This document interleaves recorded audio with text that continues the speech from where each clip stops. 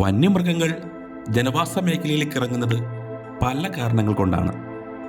ഇവർക്ക് എന്തെങ്കിലും അപകടം സംഭവിച്ചാലോ വനത്തിനുള്ളിൽ വെള്ളത്തിൻ്റെ ലഭ്യത കുറഞ്ഞാലോ ആണ് ഇവ സാധാരണയായി ജനവാസ മേഖലയിലേക്കോ ജനവാസ മേഖലയുടെ സമീപത്തേക്കോ ഇറങ്ങാറ്.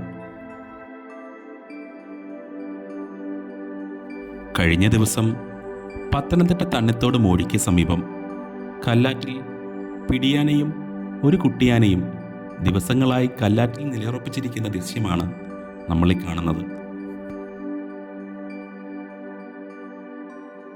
പ്രാഥമികമായി ഈ ആനകൾക്ക് പരുക്കുകളുടെ ഒരു ലക്ഷണവും വനപാലകർ കണ്ടെത്താഞ്ഞതിനാൽ പടക്കം പൊട്ടിച്ച് ഭയപ്പെടുത്തി വനത്തിലേക്ക് ഈ ആനകളെ മടക്കി അയച്ചു.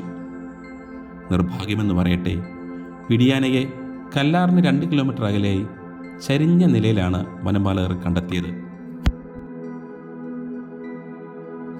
ആനയെ നിരീക്ഷിച്ച് കൃത്യമായ ചികിത്സ നൽകിയിരുന്നുവെങ്കിൽ ഈ പിടിയാനയും വനപാലകർക്ക് രക്ഷപ്പെടുത്താമായിരുന്നു.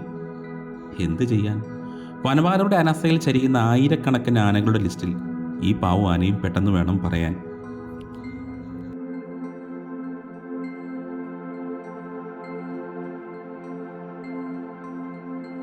ഇന്ന് പിടിയാനയുടെ ദുഃഖവിശേഷമാണ് നിങ്ങളുമായി പങ്കുവെക്കാനായത്. സാരമില്ല, ഇനി നല്ല ആനവിശേഷം ഉണ്ടാകട്ടെ എന്ന് പ്രതീക്ഷിക്കാം. അടുത്ത ആനവിശേഷവുമായി നമുക്ക് വീണ്ടും കണ്ടുമുട്ടാം. ബൈ.